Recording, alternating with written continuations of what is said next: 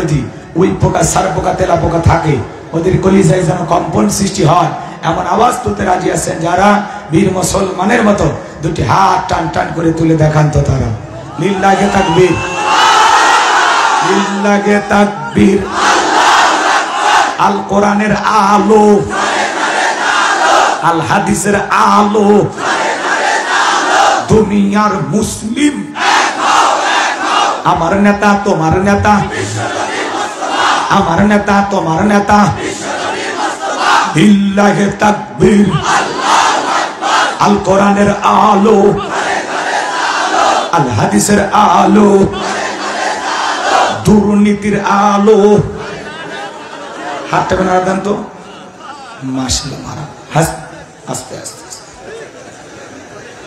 অনেকে ঝোঁকে তালে বলেই ফেলেছে দুর্নীতির আলো ঘরে ঘরে যাবে বাংলাদেশে দুর্নীতি দমন কমিশন আছে না নাই এরপরে দুর্নীতি কমেছে নাকি ডিজিটাল কাজে বেড়েই চলেছে দিন যত গড়াচ্ছে দুর্নীতির পাল্লা তত ভারী হচ্ছে কথা বলেন ঠিক কিনা আমরা চাই আমাদের প্রিয় মাতৃভূমি বাংলাদেশ দুর্নীতি মুক্ত আল্লাহ কবুল করুন চিল্লা বলুন আমিন আমরা চাই আমাদের বাংলাদেশ মাদক মুক্ত আল্লাহ কবুল করুন চিল্লা বলুন আমিন আমরা চাই আমাদের প্রিয় মাতৃভূমি বাংলাদেশ যৌতুক মুক্ত আল্লাহ কবুল করুন চিল্লা বলুন আমিন আমরা চাই আমাদের বাংলাদেশ নাস্তিক মুক্ত আল্লাহ কবুল করুন চিল্লা বলুন আমিন সম্মানিত ভাইরা আমার ভূমিকা লম্বা কথা নয় সরাসরি মূল আলোচনায় প্রবেশ করতে চায় তারপরে দুই একটি কথা না বললেই নয় আমরা যত জায়গায় কোরআনের কথা বলতে যাই বলে হুজুর সাবধানে আলোচনা করবেন ভুলে যাবেন এলাকা কার ওদের কথার সাই শুনে মনে হয় এলাকা ওদের বাবা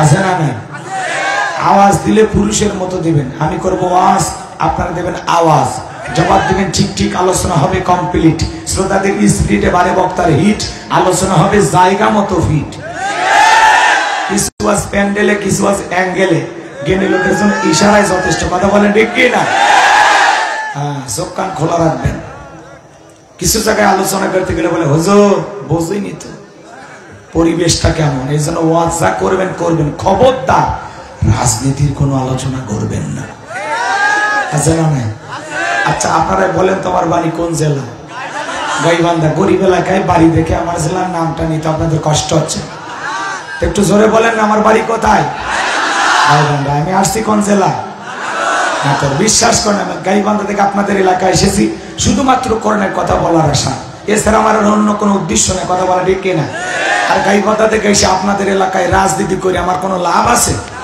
আগামী নির্বাচনে এলাকার মহিলা মেম্বার পদেও দাঁড়ানোর কোনো চান্স আছে তাহলে আমি কেন এখানে রাজনীতি করব যদি করাই লাগে নিজের জেলাকে বন্ধাই করবো কথা বলে ঠিক কিনা এজন্য আপনার টেনশন মুক্ত থাকবেন আমি আপনাদের কথার সাথে একমত আমি বাংলাদেশের রাজনীতি কোনো দলের বক্তা না আমি রাজনৈতিক কোনো বক্তব্য দেব না I will not say any political word because I am not a leader of any political party কারণ এখানে সব দলের লোক আছেন আছে না নাই এখানে বসেছেন আওয়ামী লীগ বিএনপি জাতীয় জামাত ইসলাম জাসদ বাসদ চরমনা আরশি ধানবাগি ফুরফুরা হাটাজের ওলামানি জামাত তাবলিগ পাবলিক ওলামানি কোন কোন গণফোরাম সুসমাজ বিকল্পতারা এলজিবিটি নাগরিক শক্তি পিপল সোসাইটি 4 দল 14 দল 8 দল 19 দল 20 দল ইসলাম পিএনএ বাংলাদেশ কংগ্রেস পর্যন্ত থাক বিপি নুরের আছে গণ অধিকার পরিষদ তৈমুর চাচা খুলেছিল তৃণমূল বিএনপি চাচা মনে করেছিল এক চান্সে দেশের প্রধানমন্ত্রী হয়ে যাবে চাচার হাতে মূলে ধরায় দিয়েছে ওই চাচারও 2-4 জন ভক্ত এলাকায় থাকতে পারে কথা ঠিক কি না এত দলীয় লোক যেখানে আমি কি বোকা দলীয় আলোচনা করব এই দিক থেকে যদি একটা দলের লোক গুতা মারে ওই দিক থেকে আরেকটা দলের লোক থানায় টেলিফোন করে আমি হুজুরের অবস্থা ভালো না খারাপ অতএব আজকের মাহফিলে বাংলাদেশের রাজনীতি নিয়ে কোনো আলোচনা করা হবে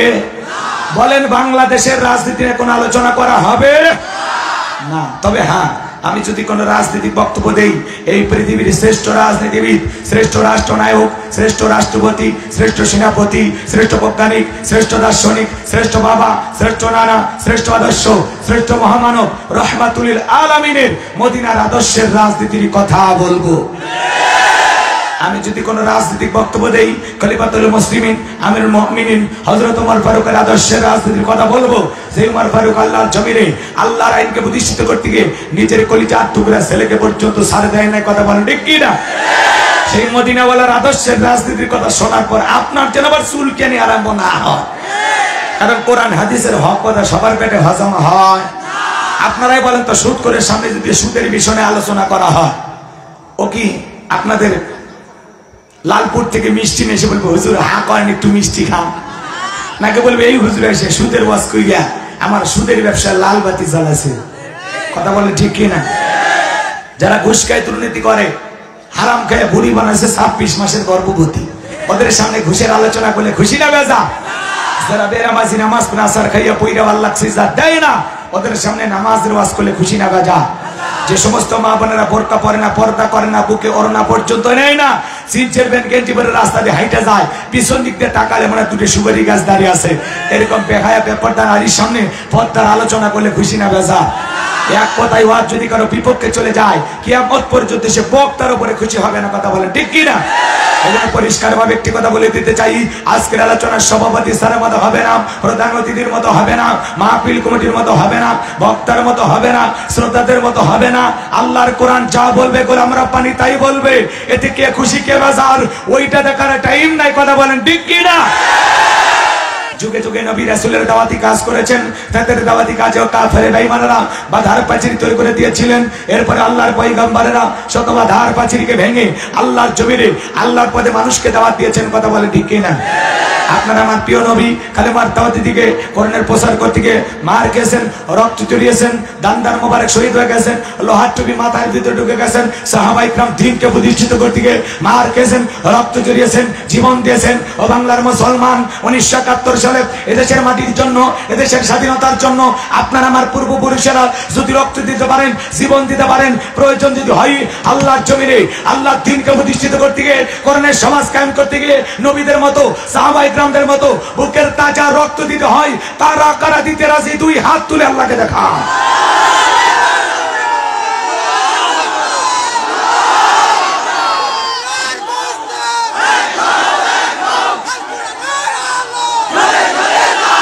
লিল্লাহি তাকবীর।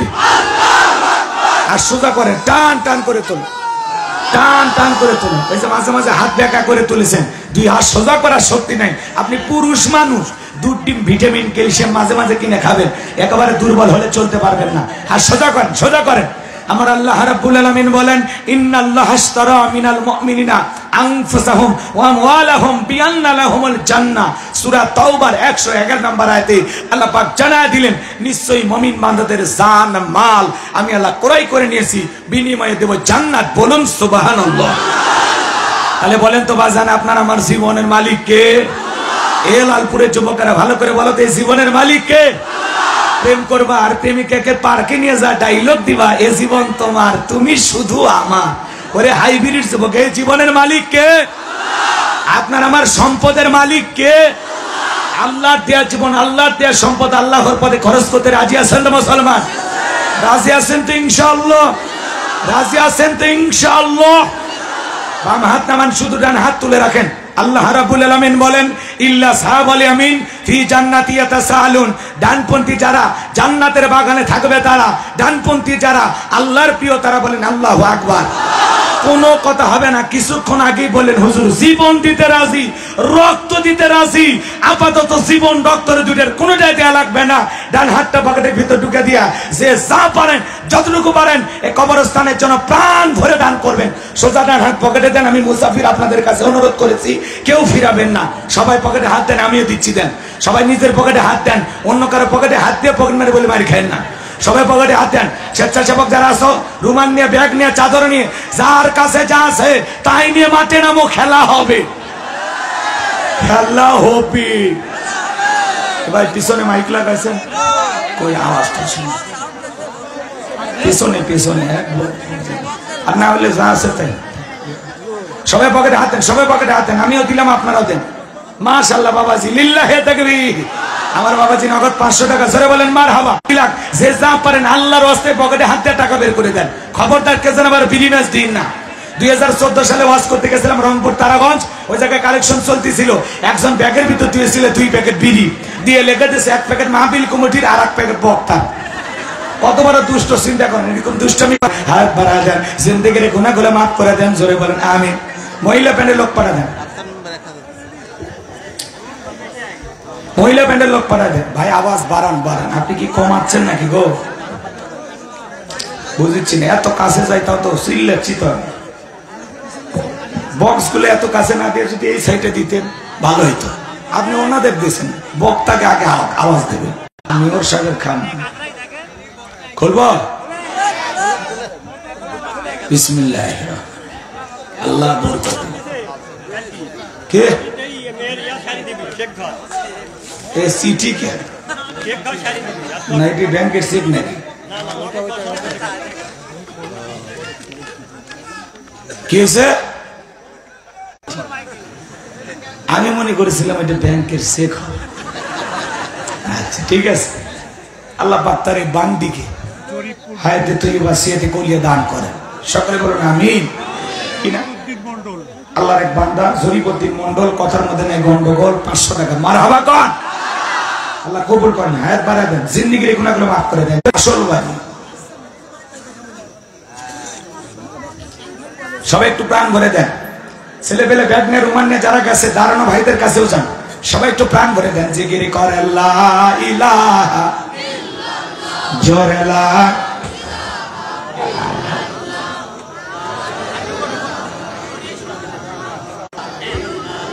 জোরে লা ইলাহা ইল্লাল্লাহ, জোরে লা ইলাহা। মাশাআল্লাহ মাশাআল্লাহ। কি নাম যুবক? তুষার।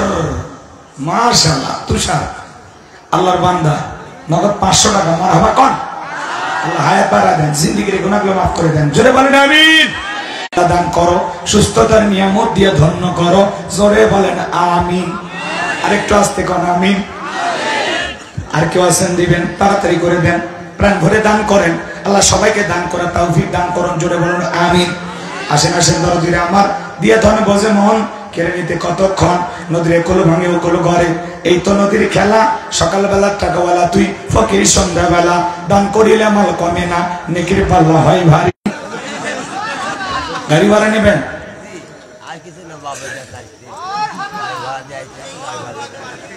গাড়ি ভাড়ার টাকা আমার কাছে আছে কি?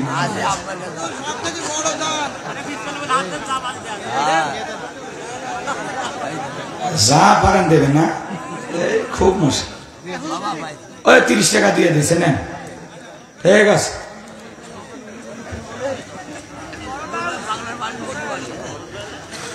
সবাই প্রাণ ভরে দেন, দিয়েছেন ভাই, সবাই দান করেছেন, আর দেওয়ার মতো কেউ নেই। বলেন আমিন। আসেন ভাই, তাড়াতাড়ি দেন, তাড়াতাড়ি, সময় কম, খুব দ্রুত। ঝুলকু এই ডেগররা ভাই, সাসার যদি স্টক হয় তো খবর, বাকিতে লিখে দেবেন না কেউ? হ্যাঁ ঠিক আছে, চলেন আলোচনায় চলে যায়, কষ্ট না দিই।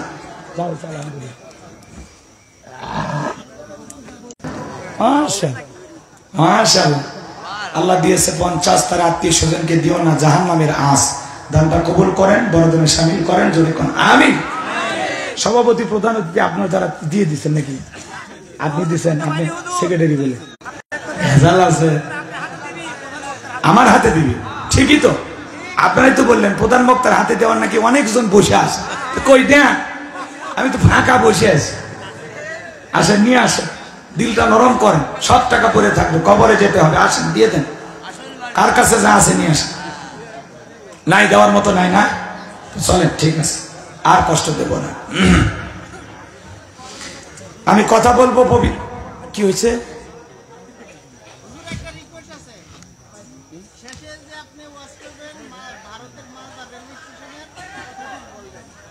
হ্যাঁ ঠিক আছে, ঠিক আছে। আমি কথা বলবো পবিত্র কোরআনুল কারীমের 66 নম্বর সূরা, সূরার নাম মুলক। বলেন কি নাম? মুলক। বলেন কি নাম? মুলক মানে কি? সার্বভৌমত্ব, কর্তৃত্ব, রাজত্ব, পাওয়া, ক্ষমতা। বলেন আল্লাহু আকবার। এদিকে খেয়াল করবেন, একটু মনোযোগ দিয়ে, কথা খুবই গুরুত্বপূর্ণ। যদি ভালো লাগে শুনবেন, না হলে আধা ঘন্টা পরে দোয়া করে দেব। এদিকে খেয়াল করেন। আচ্ছা, আর অভিযোগ দিন না ভাই, বসেন, একটু দয়া করে বসেন, সবাই বসেন। কথা বলবো, আপনারা ধৈর্য নিয়ে বসে থাকবেন তো ইনশাল্লাহ? কারা কারা থাকবেন না তারা 2 হাত তুলে বলেন ইনশাল্লাহ। 11টা বেজে গেছে। 12টা পর্যন্ত ধৈর্য নিয়ে কারা কারা বসে থাকবেন 1টা ঘন্টা করণের জন্য 2 হাত তুলে বলেন একবার ইনশাআল্লাহ। আর একটু জোরে বলেন ইনশাআল্লাহ। আরো একবার নিজের ওয়াদা ঠিক রাখবেন। ওয়াদা ভঙ্গ করা কিসের লক্ষণ? কিসের লক্ষণ?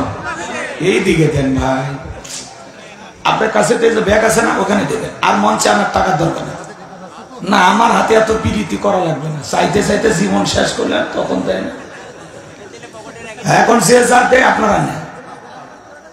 দান গোপনে করলে কবুল হয়, প্রকাশ্যে বলে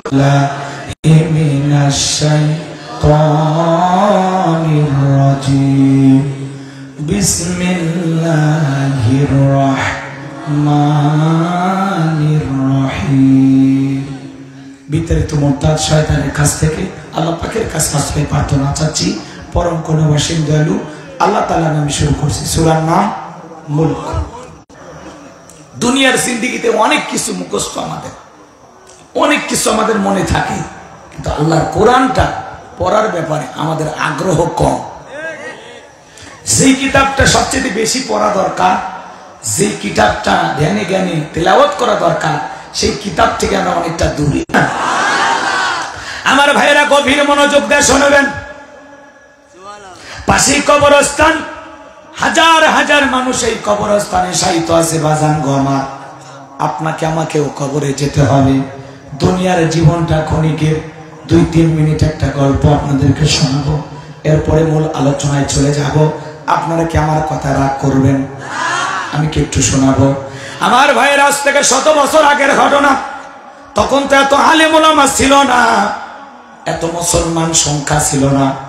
ভারতের জমিনের কিভাবে করতে হয়, জানাজার নামাজ কিভাবে আদায় করতে হয়, এমন কোন আলেম ওই এলাকায় ছিল না। আগে আলেম ওলামা কম ছিল। আজ থেকে 50-100 বছর আগের হিসাব করেন তো, ওই 3-4 গ্রাম মিলে একটা মৌলভী, একটা হুজুর, একটা আলেম। কথা বলে ঠিক না? এখন তো আলহামদুলিল্লাহ প্রত্যেকটা গ্রামে 5-10 জন তৈরি হয়ে গেছে, না কি বলেন ভাই? এতে আমরা খুশি না বেজার? খুশি, আলহামদুলিল্লাহ। আগে একটা ফতুয়া, একটা মাসালা জিজ্ঞাসা করার জন্য কয়েক কিলোমিটার দূরে যাওয়া যেত, আর এখন 6 স্টলে করাইতে হবে। সবাই অবাক হয়ে গেলেন, কি করা যায়, কি করা যায়, টেনশনে পড়ে গেলেন। এরকম ভাবতে ভাবতে একটা দিন অতিবাহিত হয়ে গেল। সবাই চিন্তা করলো কিছু না পারি একটু গোসলটা করাই নেই। আর আগামীকালকে সকালবেলা আমাদের যে কবরস্থান আছে তার পাশ দিয়ে রাস্তা চলে গেছে, ওই রাস্তায় আমরা লাশ নিয়ে অপেক্ষায় বসে থাকবো। আল্লাহর কোনো বান্দা ভালো মানুষ যদি খুঁজে পাই, ইমাম আলেম ওলামা পরে তাকায় দেখেন আল্লাহর একজন বান্দা জুব্বা পরে, মাথায় টুপি পরে হেঁটে হেঁটে আসতেছিল। আল্লাহর বান্দার পথ থেকে থামায় দিলেন, দিয়া বলে ভাই দেখে মনে হয় আপনি একজন আলেম মানুষ। ডেকে বলে না, আমি কোনো আলেম না, আমি ভারতের একজন প্রশাসনের লোক। ডেকে বলে ভাই আপনি শিক্ষিত মানুষ, আপনার কাছে অনুরোধ। সকল মানুষ তাকে বলে ভাই আপনার হাতে পড়ি, পায়ে ধরে, আপনি জানাজার নামাজটা যেহেতু পড়াইলেন, চলেন একটু লাশটা কবরে রাখবেন। একজন মৃত মানুষকে কিভাবে কবরে রাখা লাগে আমরা জানি না। সকলের অনুরোধে আল্লাহর বান্দা কবরের ভিতরে নামলেন, লাশটাকে কবরে শায়িত করলেন, এরপরে বাঁশের বিছানা বিছায়া দিলেন, এরপরে কবরে মাটি দেওয়া হলো। আল্লাহর বান্দা প্রশাসনের লোক থানায় চলে গেলেন। এইবার বাজান গো আমার, থানায় গিয়ে তার পকেটের ভিতরে স্থানে এসে খোঁজাখুঁজি করলেন, পাইলেন না। এইবার ওই গ্রামের মানুষদেরকে দেখি বলে ভাই আপনাদের উপকার করতে এসে আমার জীবনের বড় একটা ক্ষতি হয়ে গেল। আমার মনে হয় আমি যখন লাশটাকে কবরে শায়িত করার জন্য কবরের ভিতরে নেমেছিলাম, ওই মুহূর্তে হয়তোবা আমার পকেট থেকে ওই কাগজটা পড়ে গেছে, এই কারণে আমার চাকরিটাও চলে যেতে পারে। দয়া করে আসেন, আপনারা একটু আসেন। লোকজন ডেকে বলে ভাই 1-1.5 ঘন্টাকে মানুষটাকে কবর দিলাম, কবর খনন করাটা ঠিক হবে? আমরা তো নিয়ম কানুন জানি না। ডেকে বলে না, এখনো লাশ পচে নাই, বলে না আসো তোমরা সবাই আসো। এইবার সবাইকে নিয়ে যায় কবরস্থানের সমস্ত মাটিগুলো সরিয়ে ফেলা হলো। এরপরে যখন 1-2টা বাস তুলেছে, সবাই তাকায় দেখে আরে ওই কবর আর মাটির কবর নাই, কে বা কারা জানো ফুল দিয়া ডেকোরেশন করে দিয়েছে। বলেন আল্লাহু আকবার। ফুল দিয়ে কবরটা সাজায় যাইছে। এইবার তাকায় দেখেন ওই কবরস্থানের কোনায় ওই কাগজটা পড়ে আছে। ওই কাগজটাকে নিলেন আর সবাই চোখের পানি ছেড়ে দিয়ে কাঁদেন। আর এই পুলিশের লোকটাকে বলে ভাই এই আল্লাহর বান্দা দুনিয়ার জীবনে কেমন আমল করেছে যা এছাড়া আর কেউ বেঁচে নাই। তখন বলতেছে আমি তার মেয়ের কাছে জিজ্ঞাসা করব তার বাবা জীবন দশায় কেমন আমল করেছে, যে আমলের কারণে 1-1.5 ঘন্টা আগে যেটা মাটির কবর, মাটির ইটে সাহিত্য করলাম, সেই কবর আল্লাহ তাআলা জান্নাতের বাগান বানাইছেন, ফুল দিয়ে সাজাইছেন। আমি জানতে চাই আল্লাহর এই বান্দা দুনিয়ার জমিনে কি আমল করেছিল। আপনারা কি শুনবেন আমলটা কি? কারা কারা একটু দুই হাত তোলেন তো দেখি। লিল্লাহি তাকবীর। হাত নামান। আপনি চান না আপনার আমার কবরটি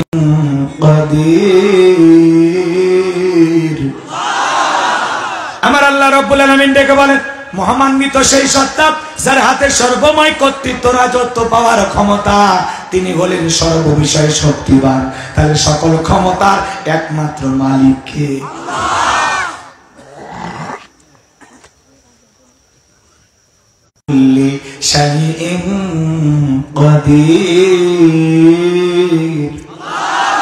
মহামান্বিত সেই সত্তা যার হাতে সর্বময় কর্তৃত্ব, রাজত্ব, পাওয়ার ক্ষমতা, তিনি হলেন সর্ববিষয়ে শক্তিবান। তাহলে সকল ক্ষমতার একমাত্র মালিক কে? আল্লাহর চাইতে বড় ক্ষমতাধর কেউ আছে? আসমানের জমিনে আল্লাহর চাইতে বড় কেউ আছে? ওয়ালাম ইয়াকুল্লাহু কুফুয়ান আহাদ। আকাশ আর জমিনে আল্লাহর সমকক্ষ, আল্লাহর সমতুল্য কেউ নেই। বলেন আল্লাহু আকবার। তাহলে আকাশ আর জমিনের সকল ক্ষমতার চাবিকাঠি কার হাতে? আল্লাহর চাইতে বড় ক্ষমতাধর কেউ নাই। কথা বলে ঠিক কি না? আসমান আর জমিনের একমাত্র মালিক কে? বিয়াদিহিল মুলকু। মহামান্বিত সেই সত্তা যার হাতে সর্বময় কর্তৃত্ব, রাজত্ব, পাওয়ার ক্ষমতা, সব ক্ষমতার চাবিকাঠি একমাত্র কার হাতে? আসমান আর জমিনে আল্লাহর চাইতে বড় কেউ আছে? পরিষ্কার হয়েছেন তো নাকি বলেন? তাহলে সকল ক্ষমতার একমাত্র মালিক কে? আসমানে ক্ষমতা চলবে কার? জমিনে ক্ষমতা চলবে কার? আমরা গোলামি করব কার? আমরা সেই রবের গোলাম যার হাতে সকল ক্ষমতা।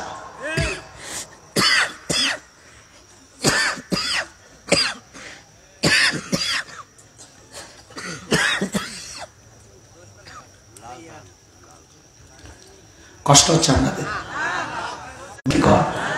নাকি সেবা টেবা করেন? তো আমার যদি অন্য সময় ভালোবাসেন, একটু অসুস্থ হলে কি ঘৃণা করবেন নাকি? কন এটা মানুষ তো, রোবট না, তাই না? দিনে রাতে চলে মানুষ তো। আবার অনেকে বলবেন হুজুর এত নেন কেন? আমরা তো নেই না, মানুষ জোর করে দেওয়ার দেয়, কি করবে? সব মানুষের ভালোবাসা। কথা কোন ঠিক না? তো যাই হোক, রাগ করবেন না, আমার বলা ফাটুক সিরুক 1.5-2 ঘন্টা কথা হবে ইনশাআল্লাহ। আর আপনারা ভয় পাইন না, আমি আগেই বলে দিচ্ছি, প্রথম আয়াতের আলোচনা একটু গরম, আর দ্বিতীয় আয়াতের আলোচনা একেবারে নরম। যেহেতু কবরস্থান বোঝেননি, আগে দুনিয়াতে একটু ঘোরাবো, ঘুরাইয়া পরে কবরে নিয়ে যা ছেড়ে দেবো, হবে না ইনশাল্লাহ? কিন্তু যারাই ক্ষমতায় থাক এদের পরিচয় কি? আপনাদের এলাকায় একটা ছেলে যদি ঢাকায় চাকরি করে, 10-20 বছর যদি ঢাকায় একটা ফ্ল্যাট বাসা ভাড়া নিয়ে থাকে, পরিচয় কি? ভাড়াটিয়া। তো পৃথিবীর জমিনে যারা ক্ষমতার চেয়ারে থাকে 5 বছর 10 বছর, আল্লাহ তাআলা তাদেরকে ক্ষমতার চেয়ারটা ভাড়া দেয়। কথা কয় না? এই ক্ষমতার মালিক কিন্তু এরা না, ক্ষমতার মালিক, ক্ষমতার চেয়ারটা আল্লাহ কিছুদিনের জন্য ভাড়া দিস। কাউকে 10 বছর, কাউকে 20 বছর, কাউকে 50 বছর, কাউকে মৃত্যু পর্যন্ত। আল্লাহ রাব্বুল আলামিন বলেন কুলিল্লাহুম্মা মালিকাল মুলকি তুতিল মুলকা মান তাশা ওয়া তানজিউল মুলকা মিম্মান তাশা ওয়া তুইজ্জু মান তাশা ওয়া তুযিল্লু মান তাশা বিয়াদিকাল খায়র ইন্নাকা আলা কুল্লি শাইইন। এই যে শ্রীলঙ্কার দিকে দেখলেন না, জনগণের উপরে জুলুম করার কারণে, অত্যাচার করার কারণে জনগণ রাগ করে নেতার কাপড় খুলে নিয়েছে। ভাগ্যিস ভালো সেদিন হাফ প্যান্ট পরেছিলেন। কথা কন ঠিক কিনা? এই দুনিয়ার জমিনে ক্ষমতা যারা আমানত মনে করিয়া মানুষের প্রতি আদল ইনসাফ প্রতিষ্ঠিত করে, ন্যায় বিচার কায়েম করে, মানুষের অধিকার প্রতিষ্ঠিত করে, ইসলামের পক্ষে কাজ করে, মুসলমানের পক্ষে কাজ করে, ক্ষমতার চেয়ারে বসায়াও আল্লাহ তাদের সম্মান মর্যাদা। মালিক আল্লাহ, ক্ষমতায় বসানোর মালিক আল্লাহ, ক্ষমতা থেকে নামানোর মালিকও আল্লাহ। অতুইজ্জু মান তাশা ওয়া তুযিল্লু মান তাশা, সম্মান দেওয়ার মালিকও আল্লাহ, লাঞ্ছিত করার মালিকও বিয়াদিকাল খায়র, সকল কল্যাণের চাবিকাঠি কার হাতে? আরো জোরে বলেন না ভাই, কার হাতে? ইন্নাকা আলা কুল্লি শাইইন কাদির, আর তিনি সব বিষয়ের উপরে ক্ষমতাবান, সকল কিছুর উপরে তিনি শক্তিশালী। পুরো পৃথিবীর ক্ষমতা, ছোট একটা দেশের ক্ষমতা না, পুরো পৃথিবীর ক্ষমতা আল্লাহ কয়জনকে দিয়েছিল? আর একটু জোরে বলেন। আরে ভাই, পুরো পৃথিবীর ক্ষমতা তো দূরের কথা, একটা ছোটখাটো নেতার সাথে এলাকায় পারা যায় না, কথা বলে না। এরকম একজন ছিল রসুলের জামান, আমার দেশের কথা আমি বলতেছি না, ভুল বুঝবেন না। বিশ্বনবীর জামানে এরকম একজন পাতি নেতা ছিল, যাকে বলা হয় গোত্রীয় লিডার, দলপতি। কিন্তু রসুল মক্কায় যা কাফেরদের, মক্কার কাফেরদেরকে নিয়ে রসুলের টেনশন নাই। রসুল মদিনায় ইসলাম প্রচারের কাজে ব্যস্ত, কিন্তু মক্কার কাফেরদের ঘুম হারাম, না জানি রসুল মদিনায় যা কি করতেছে, এই টেনশনে এদের ঘুম হয় না। আর এই টেনশনকারীর মধ্যে এই মহাবীর আমর একজন, এ কি করলো জানেন? লাথুজ্জা দেবদেবী সরস্বতী রাধাকৃষ্ণ ভগবতী এই প্রতিমাগুলোর সামনে দাঁড়াইয়া কাল্লা না ফেলাইতে পারবো ততক্ষণ পর্যন্ত এক ফোঁটা পানিও পান করবো না। জোরে কর নাউজুবিল্লাহ। আমার রসুলের কাল্লাটা নিতে চায়, আমার নবীর কাল্লাটা ফেলাইতে চায়। আমার নবীকে ওর পাকা ধানে মই দিছে, ওর বাড়ি কি কোনোদিন চুরি করতে গেছে? আমার রসুলের কি কোনো অপরাধ আছে? কিন্তু ওদের কাছে অপরাধ হলো রসুল কালেমার দাওয়াত দেয়, ইসলামের প্রচার প্রসার করে, বিশ্বনবীর মাথা না নাও পর্যন্ত এক ফোঁটা পানিও পান করবে না। এই শপথ গ্রহণ করে মদিনার পথে রওনা করলেন। আমার আল্লাহ রাব্বুল আলামিন বিশ্বনবীর কান পর্যন্ত খবরটা পৌঁছায় দিলেন, ও নবী গো, মক্কার মহাবীর আমর আপনার মাথা নেওয়ার জন্য রওনা করেছেন। এই কথা মহাবীর আমর আপনার কাছে পৌঁছার আগে ওর হাত পা যেন আল্লাহ প্যারালাইজ করে দেয়। বিশ্বনবী হযরত ওসমানের কথা শুনে দোয়া করলেন, কারণ নরম মানুষ দোয়ার পক্ষে। মারহাবা কর। হযরত ওসমানের কথা শুনে আমার নবী যে দোয়াতে হাত তুললেন, নবীজি আমার হাত তুলে দোয়া করতে লাগলেন, আল্লাহ ওই মক্কার মহাবীর আমার মাথা নেওয়ার জন্য রওনা করেছেন, আল্লাহ আমার কাছে পৌঁছার আগে ওর হাত পা প্যারালাইজ। এতটুকু শুধু বলতেছেন, আমার আল্লাহ আসমান থেকে বলেন, জিবরাইল আর করিস না দেরি, আমার নবীকে জানাই আদে তাড়াতাড়ি। আমি আল্লাহ পাক শুধু দুই হাত দোয়া করার জন্য দেই নাই, মাঝে মাঝে জালেম আর বেঈমানদেরকে সাইজ করার জন্য ওই দুই হাতে লাঠিও তুলে নেওয়া লাগবে। আবার যুবকেরা বেশি সেনা, এরা হাতে তোলে না, হুজুর দোয়া করে কান দিয়ে দাড়ি ভিজে ওই চুপচাপ থাকে। হুজুর যখন বলে আমিন, তখন বলে আমিন। হুজুর আজকে মনে হয় তার সেই হয়েছিল, বাটটা দোয়া ধরছিল। এরকম চালাক আছে না? না রাগ করেছেন আপনারা? আচ্ছা আপনারাই বলেন তো, সব জায়গায় কি দোয়া দিয়ে কাজ হয় ভাই? এটা কঠিন, একটু দোয়া করেন, আল্লাহ যেন চোরের হাত থেকে এই বিজয়পুরের মানুষকে হেফাজত করে। এইবার হুজুর এশার নামাজ আদায় করে দোয়া করে বলতেছে, আল্লাহ চোরের হাত থেকে এই বিজয়পুরের সোনা দানা গহনা গাঠি সুন্দরী বউ টাকা পয়সা গরু ছাগল সবকিছু হেফাজত করো। চোরও হাত তুলে কয় জিলেপি খাওয়ার আশায় আমিন আমিন আমিন। কারণ চোর কি সব বাইর গ্রামে থাকে না, ওই এলাকার দুই একজন থাকে, কথা কয় না। না হলে কার বাড়িতে কি আছে এই তত্ত্ব কেউ জিবরাইল দিল? কথা বোঝেন না? অবশ্যই ওই গ্রামের একজন থাকে, না হলে হাজী সাহেবের বাড়ি যুবকেরা জিলেপি খাইয়া মিলাদ পড়া দোয়া করে চুরি বন্ধ হবে না। তোমরা যদি চুরি বন্ধ করতে চাও, এই গ্রামে ঢোকার 4টে রাস্তা আছে, এই 4 রাস্তার মোড়ে মোড়ে মাগরিব থেকে ফজর পর্যন্ত বাংলার লাঠি নিয়ে দাঁড়ায় থাকবা। চোরকে দেখা মাত্রই ওই লাঠি দিয়ে এমন পিটান পিটাইবা যাতে 6 মাসে বাংলাদেশে যদি কায়েম করা হয় যে চোর যদি পুরুষ চুরি করে আর ধরো হাতটা কাটে দাও। একটা চোরের হাত যদি কেটে মিডিয়াতে ফলাও করে প্রচার করা হতো যে বাংলাদেশে আজ থেকে পার্লামেন্টে আইন পাস করা হলো, চুরি করলে হাত কেটে দেওয়া হবে, আল্লাহর কোরআনের আইনটাকে বাস্তবায়ন যদি করা হতো, বিশ্বাস করেন সমস্ত চোরেরা তওবা করে নামাজি হয়ে যেত। আপনারা এক আম বাগানে এক ছেলে আম পারে, বাগানের মালিক বলে নতুন বাগান লাগাইছে, আম দিছি, এইবার প্রথম আম আমার বিবি খাইল না, আমার সন্তান খাইল না, জামাই বাড়িতে দিলাম না, তার আগে নতুন বাগানের আম তুই চুরি করলি, তোর বাপকে আগে বিচার দিই। ছেলেটা খিলখিল করে হাসে, শোনেন নাই গল্প? হাসতে হাসতে বলতেছে, আপনি কারে বিচার দিবেন? এই যে পাশের যে গাছটা দেখা যায় ওই গাছে আমার বাপও চলেছে। গাছওয়ালা কপাল থাবড়াই বলে বিচার দেব কারে, কবুল হবে না। বিশ্বনবী তখন হাতটা নিচে নামাইলেন। এইবার দেখে বলেন জিবরাইল কি করা যায়? হযরতে জিবরাইল দেখে বলে নবী গো, আপনি সাহাবীদের মধ্যে ঘোষণা করেন আপনার সাহাবীদের মধ্যে এমন কেউ কে আছে যে আমরের মুখোমুখি মোকাবেলা করবে। বিশ্বনবী কথা শোনার পরে সাহাবায়ে কিরামদেরকে ডেকে বলেন, ও আমার সাহাবীরা, তোমাদের মধ্যে এমন কেউ কে আছে যে মক্কার মহাবীর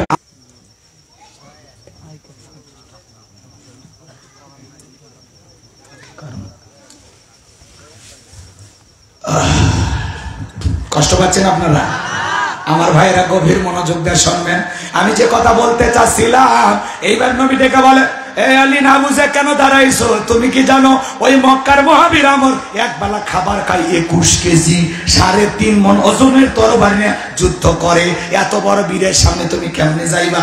হযরত আলী তুমি বসে পারো। নবী দুইটা হাত বাড়ায় বলে, আলী রে আয় আমার কাছে আয়। এই কথা বলে বিশ্ব নবী বুকে জড়ায় নিলেন আর ডেকে বলে, আলী এত বড় বীরের সামনে যাইতে চাস, তোর জানে কি মায়া দয়া নাই? হযরত আলী ডেকে বলে, নবী আপনি শুধু আমাকে দোয়া করে দেন, ওই মক্কার মহাবীর আমর আপনার বিশ্ব নবীর হাতে দিলেন। নবীজি হযরত আলীর হাতে দিলেন। এইবার হযরত আলী তরবারে পায়ে মারছে দৌড়। দৌড়াইতে দৌড়াইতে আমরের মুখোমুখি হয়ে গেছে যখন, এইবার আমর ডেকে বলে, কি রে পিচ্ছি আলী, তুই কেন আমার সামনে?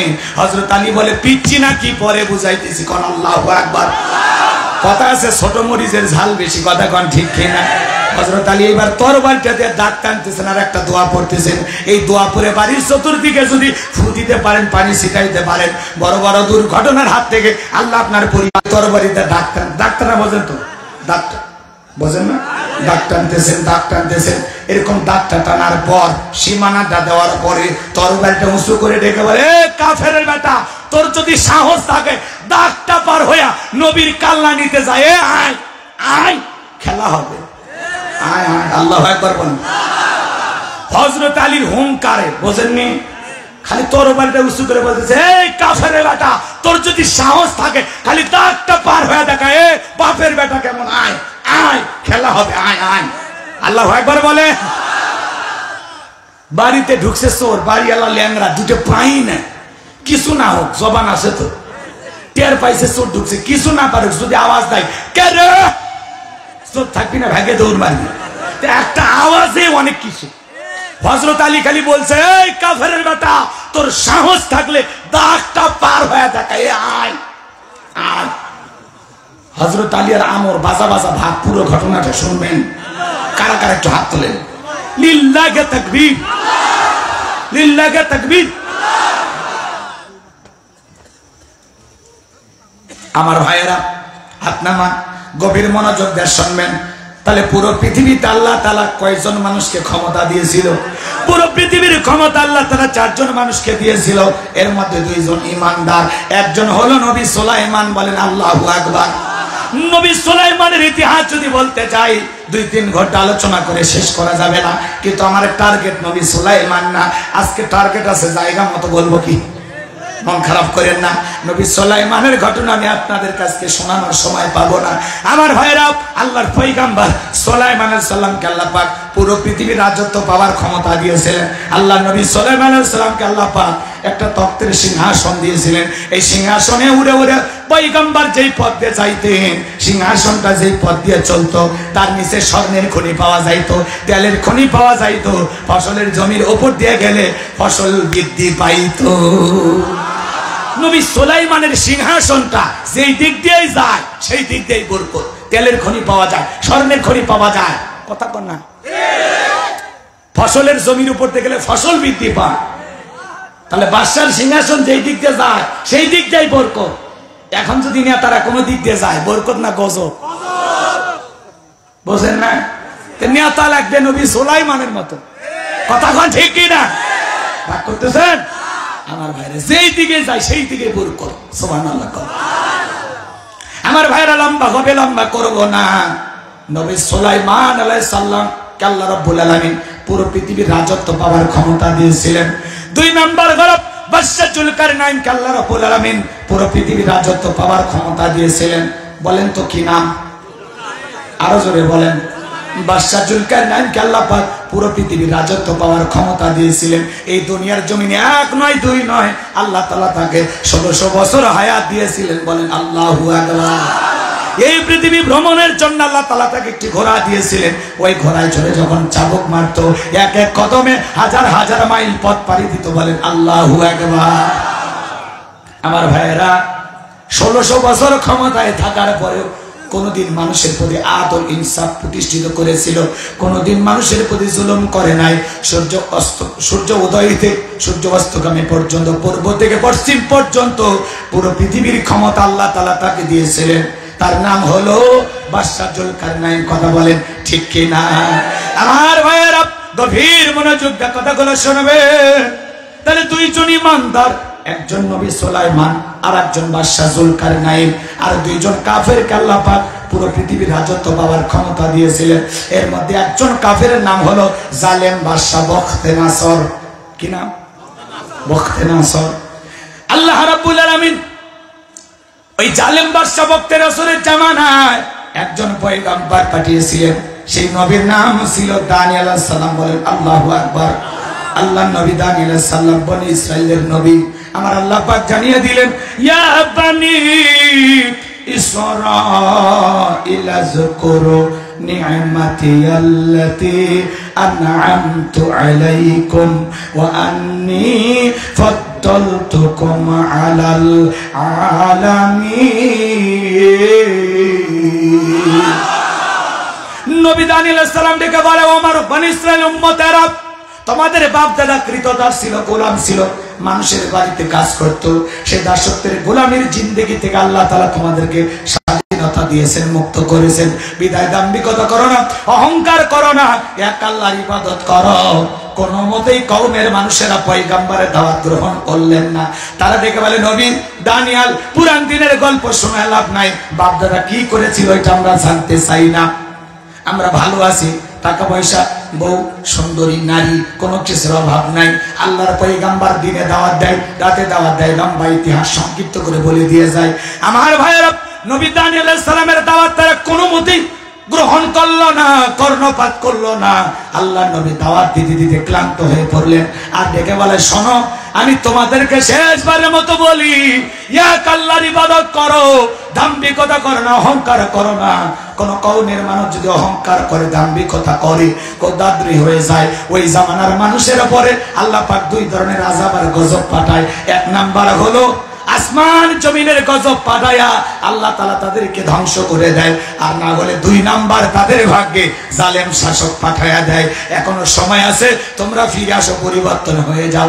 কোনো মতে তারা যখন পরিবর্তন হলো না, ওই কওমের উপরে আল্লাহ রাব্বুল আলামিন বাদশা বখতেনাসরকে পাঠায়া দিলেন। জালেম বাদশা বখতেনাসর ক্ষমতার চেয়ারে বসার পর হাজার হাজার নিরপরাধ মানুষকে জেলখানায় বন্দী করতে লাগলেন। শুধুমাত্র তাই নয়, আল্লাহ নবী দানিয়েল আলাইহিস সালাম সহ তার ৭০,০০০ উম্মতকে জেলখানায় বন্দী করলেন। নবী মানুষ কোন জায়গায়? পারলাম না ভাই তোদের সাথে রে। দোয়া করবো?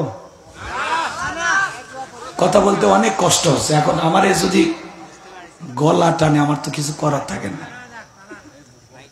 এই যে এত কাছে কথা বলি,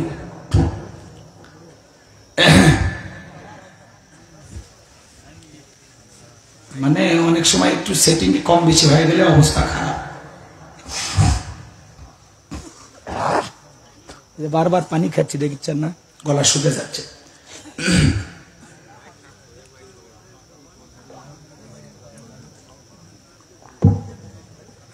দোষ কিছুরই না, দোষ হলো কপালের।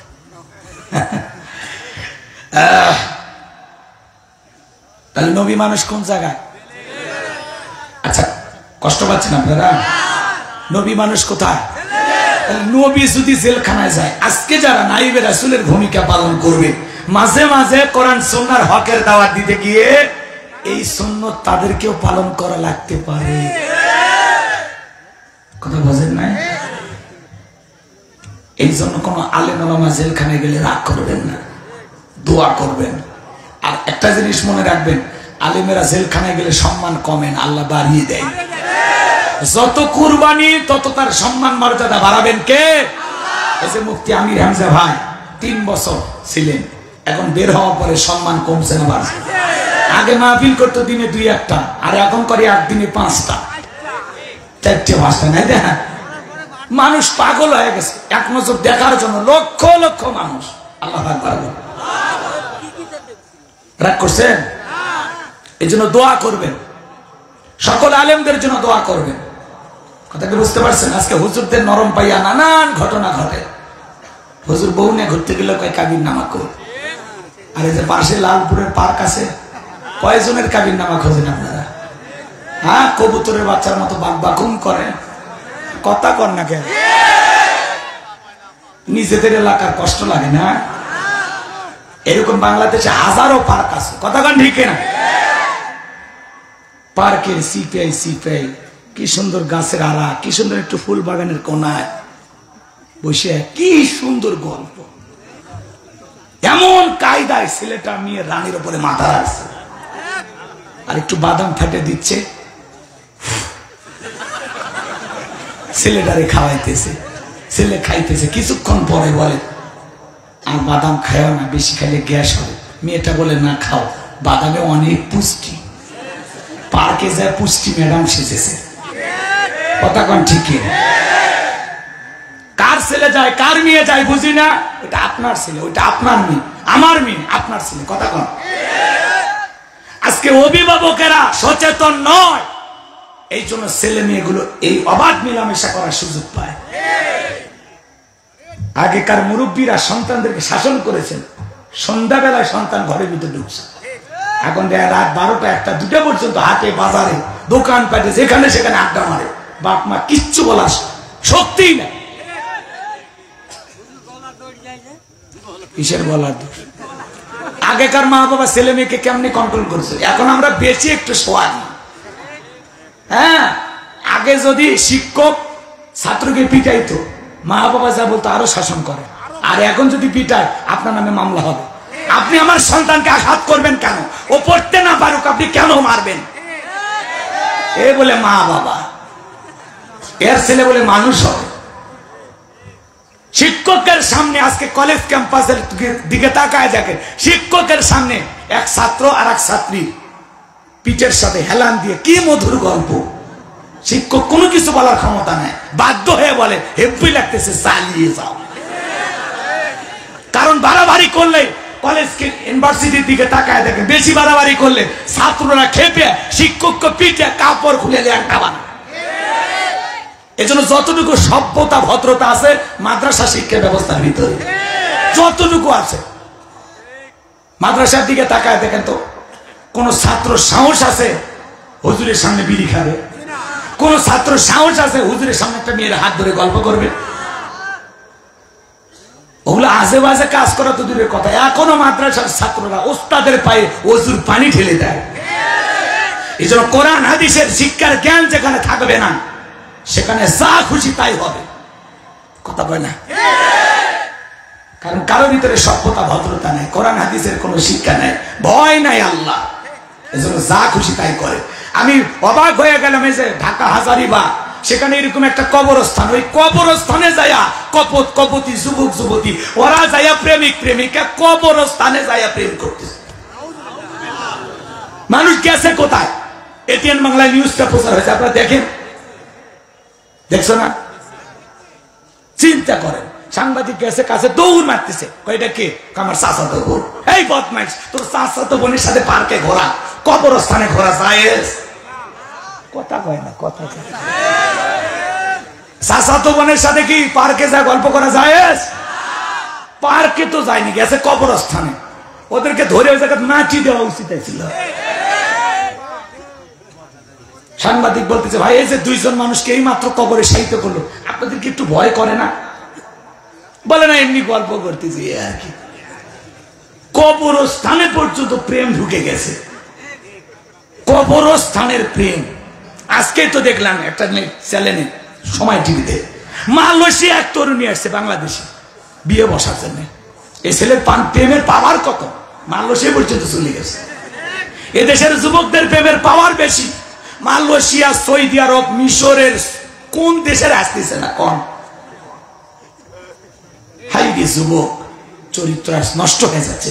কবরস্থানের মতো একটা পবিত্র জায়গায়, কবরস্থানের মতো একটা ভয়ভীতির জায়গায় মানুষ জোড়ায় জোড়ায় বসে যদি গল্প করে, প্রেম করে, এর চাইতে নির্লজ্জ, বেহায়া, অসভ্য, বেয়াদব আল্লাহর জন্য আর কেউ হতে পারে? যেখানে মানুষ গেলে অন্তটা নরম হয়, যেখানে মানুষ গেলে আল্লাহর ভয় চলে আসে, আর সেখানে ওরা জোড়ায় জোড়ায় বসে গল্প করতেছে। কষ্ট হচ্ছে আপনাদের না? আজকে মানুষের অন্তরে ভয় নাই তো। এই যে পটুয়াখালী, আপনারা হয়তো নিউজে আপনারা অনেকে দেখেছেন, দেখেন বউ স্বামীর গলা কেটে হত্যা করছে। এটা বউ না ডাইনি, দজ্জাল মহিলা। কথা কন, এই পটুয়াখালী বরুগুনের নারীরা মনে ভালো না। এই যে মুন্নি, রিফাত মুন্নির ঘটনা আপনারা ভুলে গেছেন। ওই তখন থেকে আমি বুঝবো এলাকার মানুষ মনে হয় ডিস্টার্ব আছে। চিন্তা করেন একটা নারী কতটা ভয়ঙ্কর হলে স্বামীর গলা কেটে হত্যা করে। কার সাথে ঘুমাচ্ছেন? ভয় আছে না? এই যে জামানা, স্বামীর গলা কেটে হত্যা করেছে বরগুনায়, পটুয়াখালীতে বাজান গো আমার, স্বামীকে গলা কেটে হত্যা করেছে। ছোট্ট বাচ্চা ডেকে বলে মা, ঘেকে আওয়াজ হয় কেন? কাই চুপ কর, ঘুমা, এমনি আওয়াজ হয়। ওই মেয়েটার যাকে হত্যা করা হয়েছে তার বোনটা ডেকে বলে, ভাবি ঘরের ভিতরে ঘেঘো আওয়াজ পাওয়া যায়। ব্যাপারটা কি? ডেকে বলে এক পাগলে আওয়াজ করে। এদিকে স্বামীর গলায় চড়ে স্বামীর গলা কেটে মৃত্যু নিশ্চিত করার পরে মেয়েটা আবার থানায় গিয়ে আত্মসমর্পণ করেছে, স্যালেন্ডার করেছে যে আমি আমার স্বামীকে গলা কেটে হত্যা করেছি। এই হত্যা কেন করলো? কিবা কারণ? তোমার স্বামী যদি পরকীয়া প্রেম করে, স্বামীকে তালাক দিয়ে অন্য জায়গায় চলে যাও। স্বামী যদি অশান্তি করে, বাবার বাড়ি যায় ঘুমাও। স্বামী যদি ডিস্টার্ব করে, তোমার সাথে ঝামেলা করে, এলাকায় মেম্বার আছে, চেয়ারম্যান আছে, তোমাদের পরিবার আত্মীয় স্বজন আছে, সেখানে পারিবারিক বিচারের ব্যবস্থা করো। তারপরেও কেন অন্যায় ভাবে এইভাবে স্বামীকে গলা কেটে হত্যা করলা? এর পিছনে কারণ কি, রহস্য কি আল্লাহ ভালো জানে। দিন দিন মা বোনেরাও কেন জানি ডাকুরানি হয়ে যাচ্ছে। কথা কোন ঠিক কিনা? এর আগে এক মহিলা স্বামীকে কম্বল চাপা দিয়ে মারল। এর আগে গাজীপুরে এক মহিলা স্বামীকে মারিয়া 6 টুকরে করে ফ্রিজে ঢুকাইল। ভুলে গেছেন আপনারা? এখন বইয়ের সাথে ঘুমানো রিস্ক, কখন যে মেরে ফেলে দে। আজকে সম্পর্কের ভিতরে কোনো ভালোবাসা নাই, খালি ঝুট ঝামেলা, শান্তি নাই, খালি অশান্তি। কথা কোন ঠিক কিনা? দেখবেন এক জায়গায় বউ স্বামীক মারছে, আর এক জায়গায় দেখবেন স্বামী বউক মারছে, এক জায়গায় দেখবেন ভাই ভাইক মারছে, আর এক জায়গায় দেখবেন চাচা ভাতিজাক মারছে, আর এক জায়গায় দেখবেন মা ছেলেকে মারছে, আর এক জায়গায় দেখবেন ছেলে মাকে মারছে। মানে এই দুনিয়ার জীবনে মানে শান্তি নামের বস্তুতে উঠে গেছে।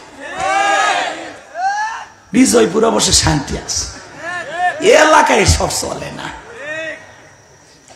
আল্লাহ যেন আমাদেরকে হেদায়েত দান করুন।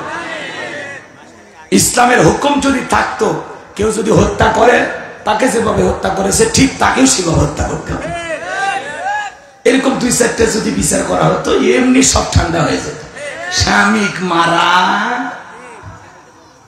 ডাইনি কোথাকার, ওটা তো বউ নয়, ওটা স্বামীরা আজরাইল। কথা কয় না কেন? রাগ করছেন আপনারাই? কম যে মহিলা স্বামীকে গলা কেটে হত্যা করে, এই কি কম সাহসী মহিলা গো? এরা তো জঙ্গলে নিয়ে যা গাছ কাটার দায়িত্ব দেওয়া উচিত। রাগ করছেন?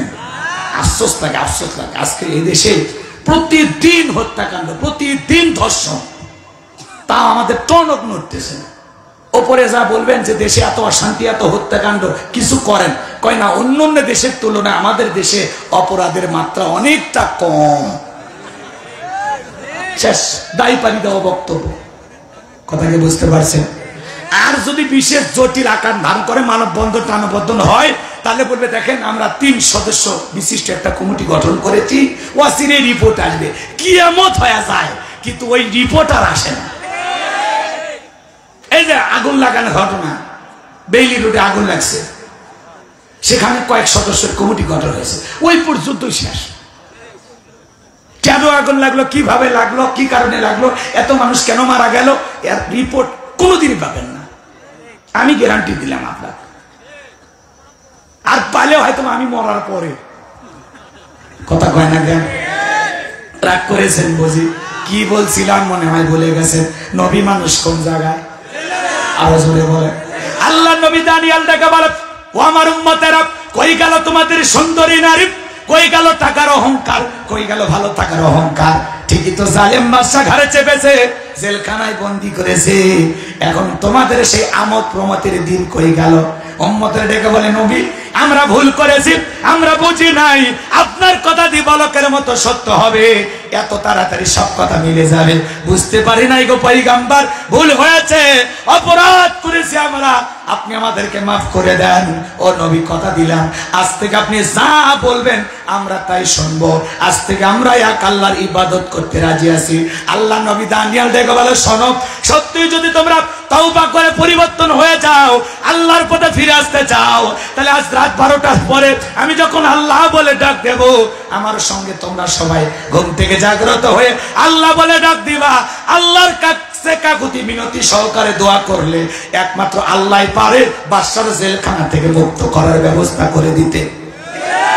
আল্লাহ ছাড়া কেউ পারবে? আমার ভাইয়েরা, এবার রাত 12টার পরে পয়গম্বর আল্লাহ বলে ডাক দিয়েছেন। সবাই একটু ডাক দেন আল্লাহ, আরেকটু জোরে ডাক দেন আল্লাহ, আরেকটু জোরে বলেন আল্লাহ। আমার ভাইয়েরা, নবী দানিয়েল আলাইহিস সালাম আল্লাহ বলে ডাক দিয়েছেন। পয়গম্বরের 70,000 উম্মত ঘুম থেকে জাগ্রত হয়ে আল্লাহ বলে ডাক দিয়েছেন। নবী দানিয়েল তাদেরকে নিয়ে কাকুতি মিনতি সহকারে সিজদায় মাথা নত করে আল্লাহর কাছে দোয়া করতে লাগলেন। আল্লাহকে ডেকে বলেন, আল্লাহ আমার উম্মতরা ভুল বুঝতে পেরেছে, তারা আর অন্যায় করবে না, অপরাধ করবে না, গাছের পূজা, মাছের পূজা, চন্দ্রের পূজা করবে না, এখন থেকে তারা একমাত্র আপনার ইবাদত করবে। আল্লাহ গো, দয়া করে আপনি আমার উম্মতদেরকে মাফ করে দেন। ও আল্লাহ গো, আপনি একটু আমার উম্মতের এখান থেকে মুক্তির ফয়সালা করে দেন। আল্লাহর পয়গম্বর যখন কেঁদে কেঁদে কাকুতি মিনতি সহকারে আল্লাহ রাব্বুল আলামিনের কাছে দোয়া করেন, আল্লাহ পাক মারাত্মক ভয়ঙ্কর একটি স্বপ্ন দেখাইছেন। আশেপাশে প্রহরী যারা আছে চিৎকার মেরে উঠছে। ঘুম থেকে বাদশা যখন প্রহরীর যার বলে সিকিউরিটি নিরাপত্তা কর্মীরা যা বলে, বাদশা এত জোরে চিৎকার মারলেন কেন? বলে চেহারা দেখে বোঝো না আতঙ্কে আছি, ভয়ে আছি, আমি একটা মারাত্মক স্বপ্ন দেখেছি, এই স্বপ্নের ব্যাখ্যা না জানা পর্যন্ত আমি আর ঘুমাইতে পারবো না। এই দেশের যত স্বপ্নের তাবির কারক আছে, স্বপ্নের ব্যাখ্যা বলতে পারে, ওদেরকে তাড়াতাড়ি করে আমার দরবারে নিয়ে আসো। বাদশার কথা অনুযায়ী পরের দিন সকালবেলা সমস্ত মানুষকে দরবারে নিয়ে আসা হলো। ভাই দৌড়াইন না, এই বলে 1টা 2টা পর্যন্ত থাকবেন, বেশি না, 12:30 কথাটা বলতে যাবেন। ওই মুহূর্তে আল্লাহ রাব্বুল আলামিন জালেম বাদশা মাথার মেমোরিতে স্বপ্নের যত কথা আছে পয়গম্বর দানিয়েল আলাইহিস সালামের মাথার মেমোরিতে সেভ করে দিলেন। আল্লাহু আকবার। একটা মোবাইলে যা আছে শেয়ারের মাধ্যমে আর একটা মোবাইলে পার করা যায় না, তো বাদশার মাথায় স্বপ্নের যত কথা আছে সব নবীর মাথায় ঢুকাইয়া দিলেন। তিনি কি? এইবার জালেম বাদশা যখন স্বপ্নের কথা বলতে যাবেন, গতকাল রাতে কি যেন স্বপ্ন দেখলাম আর বলতে পারে না, বলেন তো বাজানো স্বপ্নের কথা ভুলিয়ে দিলেন। তিনি কে? এবার জালেম বাদশা মুহূর্তের মধ্যে ডায়লগটা চেঞ্জ করে কথাটা পরিবর্তন করে একেবারে, শোনো, গতকাল রাত্রে স্বপ্নে কি দেখেছি সেই কথাও বলতে হবে, স্বপ্নের ব্যাখ্যাও বলতে হবে। জনগণ ডেকে বলে, বাদশা তো পাগলামি কথা, স্বপ্ন দেখেছেন আপনি, আমরা কিভাবে বলবো? আপনি স্বপ্নের কথা বলবেন, আমরা স্বপ্নের ব্যাখ্যা দেব, কি করবেন? কিচ্ছু করার নেই। ও স্বপ্নে করতেছে, চালাক আছে, চালাক আছে। এক জায়গায় যা বললাম, আপনার বউ এরকম ঘোরাঘুরি করে, টের পেলে কি করবো, মারিয়ে ফেলে দেবো। ওর মানে বউ মারার খুব শখ, এরকম আছে না? মানে কিছু কিছু পাগল ছেলে আছে বউকে মারে। আর বউকে মারার জিনিস ওটা তো ভালোবাসার জিনিস। এমন কায়দায় বউ দিয়ে পিটাইতেছে, যতক্ষণ আব্বা ডাকবে ততক্ষণ ছাড়বো না। পিটাইতে পিটাইতে মানুষটা, এই বউরে যে পিটিস কারণটা কি? কারণ নাই। এই হ্যাঁ, মহিলার বাবা আমাকে 1.5 লাখ টাকা দেওয়ার কথা, মাত্র 50,000 টাকা দিয়েছে, আমি এখনো 1 লাখ টাকা পাই। মানে শ্বশুর বাড়ির কাছ থেকে 1,000 টাকা পায়। এরকম বদমাইশ আছে না?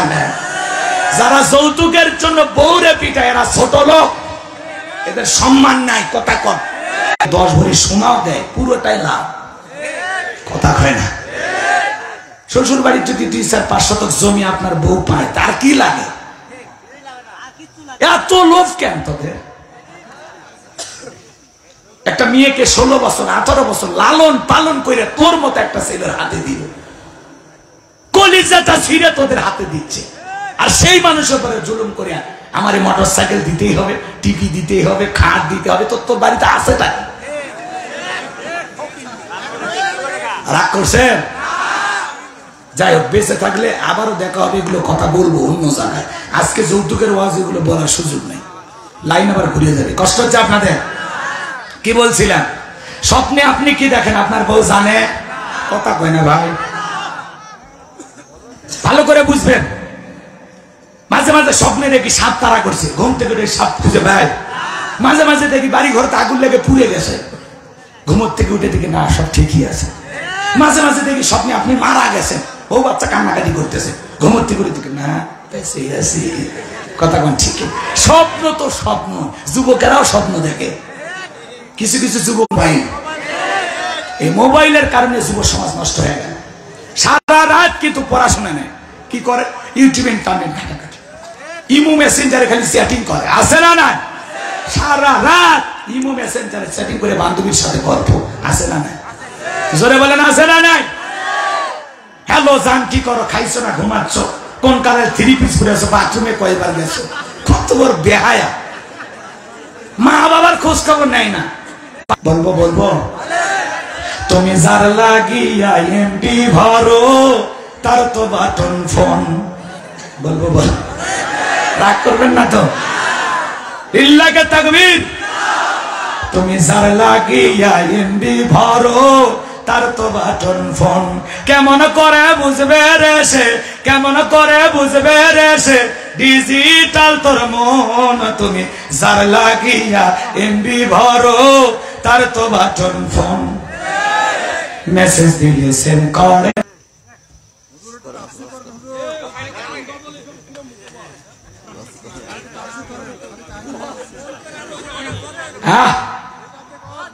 তাফসীর করেন মাহফিল লিখছেন আপনারা, তো তাহলে বোঝা লাগবে না। ইসালে সবের মাহফিল আবার কি শুনবেন?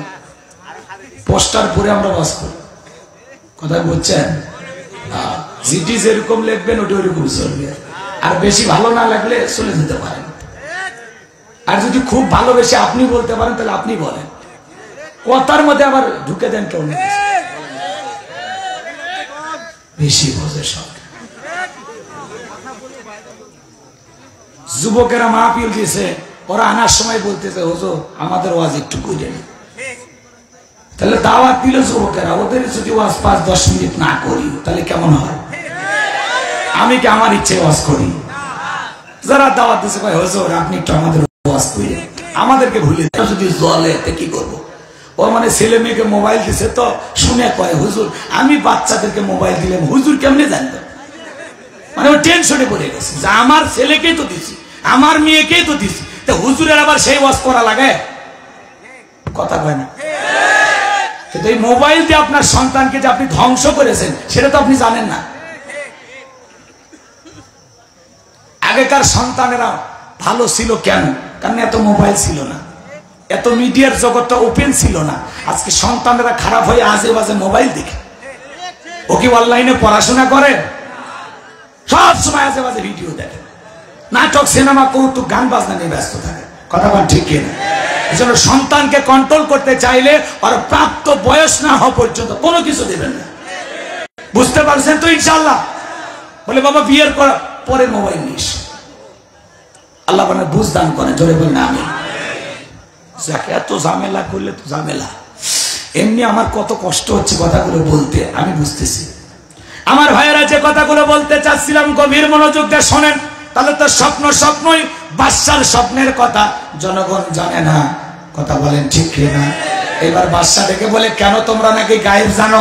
বলেন তো বাজান, দুনিয়ার কোন মানুষ কি গায়েব জানে? গায়েবের ইলম কার কাছে? আল্লাহ ছাড়া দুনিয়ার কেউ গায়েব জানে না। কিন্তু সমাজে কিছু ভণ্ড পীর, কিছু ভণ্ড কবিরাজ চোখ বন্ধ করে গায়েব জানার ভান করেন। এদেরকে গোপন ঘরে নিয়ে যাবেন, এমন পিটান পিটাইবেন আর বলবেন গায়েবী বাদ দিলাম, কারো কাছে বলবি না, বলে ধ্বংস হয়ে যাবে।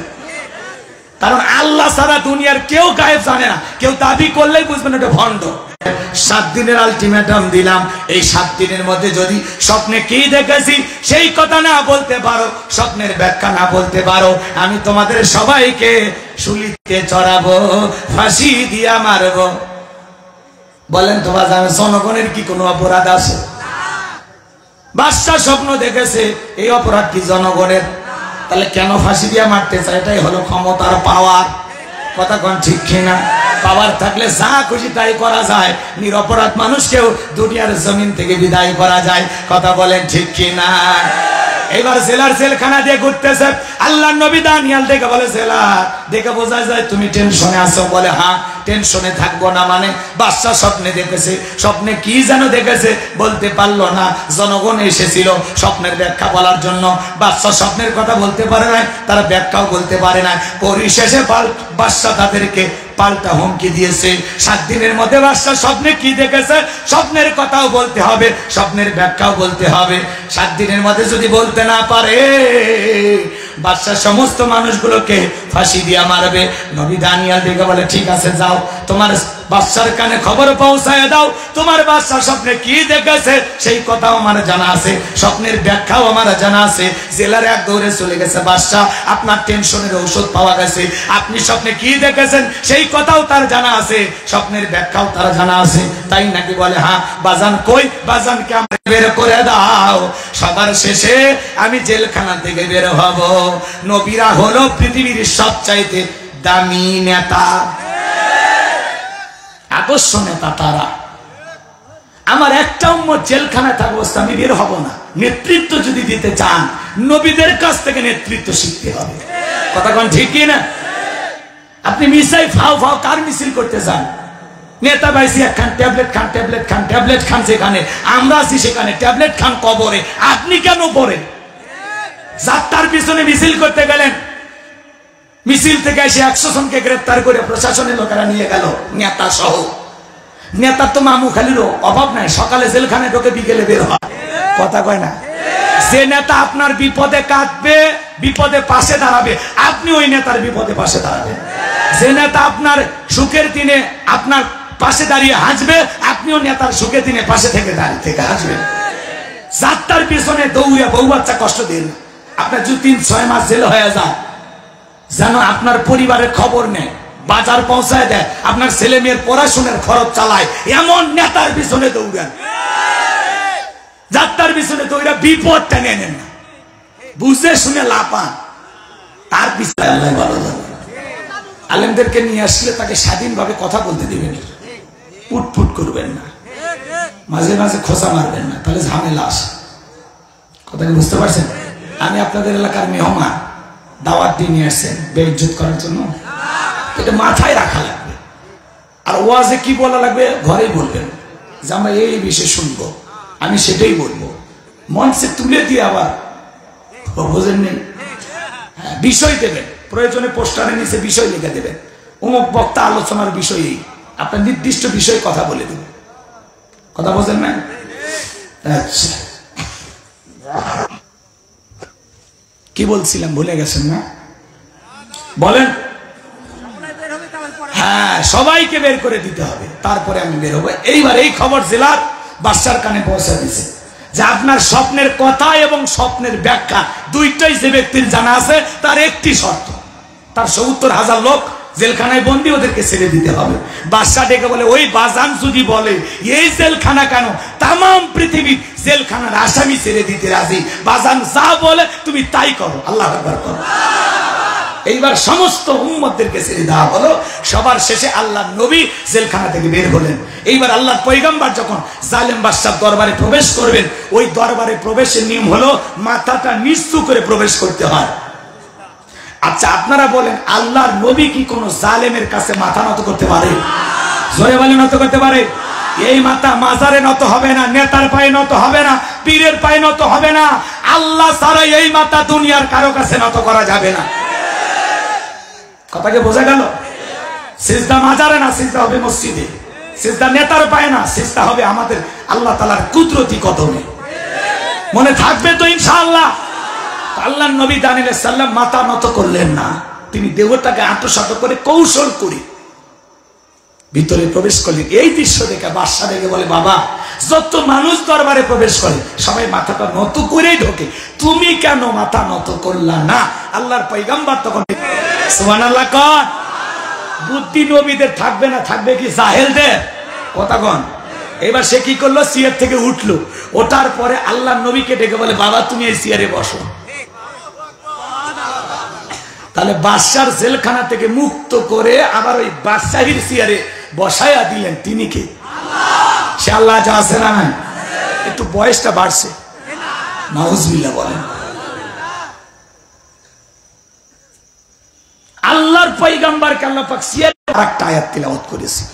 এই আয়াতের আলোচনাটা একটু নরম, ভাল লাগলেও বলবো, না লাগলেও বলবো, মাত্র 10 মিনিট এই আয়াতের আলোচনা। আল্লাহ তাআলা জানিয়ে দিলেন, আল্লাযী খালাকাল মাউতা ওয়াল হায়াতা লিয়াবলুয়াকুম আইয়ুকুম আহসানু আমালা ওয়া হুয়াল আজিজুল গফুর। ওই যে ভারতে আল্লাহর বান্দার কবরে ফুল দিয়ে সাজানো, মনে আছে? হযরত আলী। আল্লাযী খালাকাল মাউতা ওয়াল হায়াতা, আল্লাহ তাআলা জানিয়ে দিলেন, সকল ক্ষমতার মালিক যে আল্লাহ তাআলা, তিনি জানিয়ে দিচ্ছেন, আল্লাযী খালাকাল মাউতা ওয়াল হায়াতা, যিনি সৃষ্টি করেছেন মৃত্যু আর জীবন। মৃত্যু আর জীবন সৃষ্টি করার মালিক কে? আল্লাহ। এই দুনিয়াতে কোন শাসক ওদের সমস্ত অস্ত্র শস্ত্র নিয়ে যদি আসমানের দিকে গুলি বর্ষণ করে, এক ফোঁটা বৃষ্টি আসমান থেকে দেওয়ার ক্ষমতা কারো আছে? ওদের যতই দামি অস্ত্র থাক, জমিনের নিচে অস্ত্র দিয়ে গুলি করতে করতে একটা আলু বের করতে পারবে? কিসের ক্ষমতা, কিসের বড়া? কিচ্ছু নাই মানুষের কাছে, সব কার কাছে? আল্লাহ একটু দিছে, দিয়ে পরীক্ষা করে, তারই গরম। আমি মুখ, আমি তুমুক, আমি এ করি, আমি ও করি, কবরে ঢোক, সব ঠান্ডা করে দিবে। কষ্ট বোঝেন নাই? মনটা শোনেন, একটু শোনেন। আল্লাযী খালাকাল মাউতা ওয়াল হায়াতা, যিনি সৃষ্টি করেছেন মৃত্যু আর জীবন, লিয়াবলুয়াকুম আইয়ুকুম আহসানু আমালা। আমার আল্লাহ ডেকে বলেন, আমি পরীক্ষা করে দেখব আমলের দিক দিয়ে কার আমল কত বেশি ভালো, কার আমল কত বেশি উত্তম। যার আমল ভালো তার আখিরাত ভালো, যার আমল ভালো তার আখিরাত ভালো। আল্লাহু আকবার বলেন। তো আল্লাহ তাআলা দুনিয়ার জমিনে আমাদেরকে সৃষ্টি করেছেন, আল্লাহ বলে আমি তোমাদেরকে পরীক্ষা করে দেখব আমলের দিক দিয়ে কার আমল কত বেশি সুন্দর। যার আমল সুন্দর তার কবর সুন্দর, যার আমল সুন্দর তার আমলের পাল্লা সুন্দর, যার আমল ভালো তার আখিরাত ভালো। সুবহানাল্লাহ। আল্লাহ তাআলা কি জানিয়ে দিলেন? সর্বপ্রথম আল্লাযী খালাকাল মাউতা ওয়াল হায়াতা, যিনি সৃষ্টি করেছেন মৃত্যু আর জীবন। আল্লাহ সর্বপ্রথম মৃত্যুর কথা বললেন। এই দুনিয়াতে আসার একটা সিরিয়াল আছে, যাওয়ার কিন্তু কোনো সিরিয়াল নাই। দাদা আসছে, দাদার পরে বাবা আসছে, বাবার পরে আমি আসলাম, আমার পরে আমার সন্তানের আসলো। কিন্তু যাওয়ার বেলায় 80 বছরের 70 বছরের দাদা বেঁচে থাকে, 22 বছরের নাতিটা মারা যায়। বাবার কাঁধে বাবা জীবিত আছে, ছেলেটা মারা যায়, বাবার কাঁধে সন্তানের লাশ। এটা হলো পৃথিবীর সবচাইতে ভারী বোঝা। যে হারাই সে বোঝে, যারা হারাই নাই সে তো বুঝবে না। কথা কোন ঠিক কি? কে মরতে হবে, সকল ধর্মের মানুষ বিশ্বাস করে। মৃত্যু যে হবে এটা তসলিমে নাসরিন অবিশ্বাস করে না। কথা কয় না? সমাজের সবচাইতে বড় পাপী সে পর্যন্ত বিশ্বাস করে যে না, মৃত্যু একদিন আছে। কথা কি বুঝাইতে পারলাম? তারপরেও পাপ করে, তারপরেও গুনাহ করে, তারপরে অপরাধ করে। কারণ শয়তানের ধোঁকায় পড়ে, ওয়াসওয়াসায় পড়ে নিজের জীবনটাকে নষ্ট করেছে। শিশুটা দুধ পান করতে করতে যেমন ঘুমের মধ্যে চলে যায়, যারা ঈমানদার তারা তেমনি ভাবে মৃত্যুবরণ করবে, টেরও পাবে না। কোন সুবহানাল্লাহ। কিন্তু যারা বদকার গুনাহগার আল্লাহর অবাধ্য গোলাম শয়তানের ধোঁকায় পড়ে ওয়াসওয়াসায় পড়ে যারা মিসগাইড হয়েছে ভুল পথে পরিচালিত হয়েছে ভুল ইনফরমেশন পেয়েছে সিরাতুল মুস্তাকিমের পথ থেকে সরে গেছে ওই সমস্ত মানুষেরা যখন মৃত্যুবরণ করে ওই গুনাহগাররা দেখবেন চোখগুলো বড় বড় করে পেশাব পায়খানা করে দেয় গালি দিতে দিতে মারা যায় মৃত্যুর 6 মাস আগে জবানটা বন্ধ হয়ে যায় সন্তানেরা শরবত বানায় মুখের ভিতরে চামচ দিয়ে তুলে দেয় তুমুল মাউতু ওয়ালাউ কুনতুম ফি বুরুজিম মুশাইয়াদা সূরা নিসার 78 নম্বর আয়াত আল্লাহ তাআলা জানিয়ে দিলেন যেখানে থাকো যে অবস্থায় থাকো মৃত্যু তোমাদেরকে ধরবেই মৃত্যু থেকে পালানোর কোনো রাস্তা খোলা নাই যুবক রে তোমার মতো কত যুবক বিদায় নিল সেলফি তুলে ফেসবুকে পোস্ট করলো দোস্তরে বাবার বাইক নিয়ে ঘুরতেছি বিকেল বেলায় মোটরসাইকেলটা ট্রাকের তলে যায় লাশ কথা কয় না ঠিক স্বজনের সকলের মায়া মহাব্বত ভালোবাসা কবর পর্যন্ত কবরে রেখে আসলো সব শেষ কেউ আর মনে রাখবে না কথা কয় না ভাইয়ের আমার একটু দিল দিয়ে ভাবে এই যে পাশে কবরস্থান কত মানুষ সাইত কত মানুষের জানাজায় গেলাম কত মানুষকে নিজের হাতে কবর রাখলাম হাজারো মানুষের কথা কন না ভাই এক লোক আমাদের এলাকায় কয় হুজুর আমি সারা জীবনে 71টা কবর করছি খুব ভালো ভালো কাজ করছেন আর একজন কয় হুজুর জানেন যাদের কবর করতে যায় ওদেরকে বলে তোর বাপের কবর খুললেন সারাদিন কত কষ্ট করে কি শক্ত মাটি 2 প্যাকেট সিগারেট দিলি আছে না কবর খনন করার কাজ মৃত্যু আসবে মৃত্যু কোথায় আছে সকালে না সন্ধ্যায় মৃত্যুর সময়টা নির্ধারিত কিন্তু জানি না বেঁচে আছি এটাই অস্বাভাবিক মৃত্যু হবে এটাই স্বাভাবিক এটাই চিরন্তন সত্য কথা কথা কোন ঠিক কিনা আল্লাহর নবী ইদ্রিস আলাইহিস সালামকে জিজ্ঞাসা করা হয়েছিল মৃত্যু ভাইরা নবীজি অসুস্থ অবস্থায় ডেকে বলেন আয়েশা মসজিদে নববী থেকে নামাজ শুরু হয়ে গেছে ডেকে বলেন নবী আপনি অসুস্থ সাহাবায়ে ইকরাম অনেকক্ষণ দেরি করলেন কান্নাকাটি করলেন এরপরে আমার বাবার ইমামতিতে নামাজ শুরু হয়ে গেল আমার নবী ডেকে বলে আয়েশা আমাকে একটু উঁচু করে ধরো জানালাটা একটু ফাঁক করে দাও আমি একটু দেখতে চাই বিশ্বনবী তাকায় দেখেন সাহাবায়ে ইকরাম কাতারে দাঁড়িয়ে দাঁড়িয়ে দেখার পরে আমার সমস্ত কষ্ট আমি ভুলে গেলাম আমার ভাইয়েরা বিশ্বনবীর ইন্তেকালের সময় যখন চলে এসেছে একেবারে নিকটবর্তী হযরতে ফাতেমা জোরে কান্না করেন নবীজি ডেকে বলে মা ফাতেমা তোর চোখের পানি আমি সহ্য করতে পারি না মা আয় আয় আমার কাছে আয় হযরতে সর্বপ্রথম বাবার সাথে আমার সাক্ষাৎ হবে আমি বুঝতে পেরেছি বাবার ইন্তেকালের পরে দুনিয়ার জমিনে বেশি দিন আমাকে থাকা লাগবে না আমি বুঝতে পারছি আমার ভাইরা জিবরাইল এসে নবীকে সালাম দিলেন আসসালামু আলাইকুম ইয়া রাসূলুল্লাহ ইয়া হাবিবাল্লাহ হুজুর আমার আল্লাহ রাব্বুল আলামিন আপনার শরীরের অবস্থা জানতে চেয়েছেন অপেক্ষায় দাঁড়িয়ে আছে তার নাম হলো মালাকুল মউত আজরাইল বিশ্বনবী ডেকে বলে ফাতেমা দরজাটা খুলে দাও হযরতে ফাতেমা দরজা খুলে দিলেন মালাকুল মউত বিশ্বনবীর কাছে দাঁড়িয়ে নবীজিকে সালাম দিলেন আসসালামু আলাইকুম ইয়া রাসূলুল্লাহ দুইটা হাত রেখে দিয়েছে আমার নবী চোখের পানি ছেড়ে দিয়ে কাঁদেন আর দিকে বলেন মালাকুল মউত রে তাড়াতাড়ি আমার দেহ থেকে হাতটা নামায় নাও আমি আর সহ্য করতে পারি না আল্লাহ বারবার জানিয়ে দিয়েছেন মালাকুল মউত রে খবরদার খবরদার আমার বন্ধুর সাথে কোনো বেয়াদবি যেন না হয় বিশ্বাস করেন নবী সব চাইতে কম কষ্ট দিয়া সতর্কতার সহিত আপনার রূহটা বের করার চেষ্টা করতেছে আমার নবী দেখে বলে মালাকুল মউত এই যদি হয় মৃত্যুর সবচেয়ে উম্মত হবে ও নবী আমি কথা দিলাম তাদের রূহটা বের করার সময় আমি ইহসান করব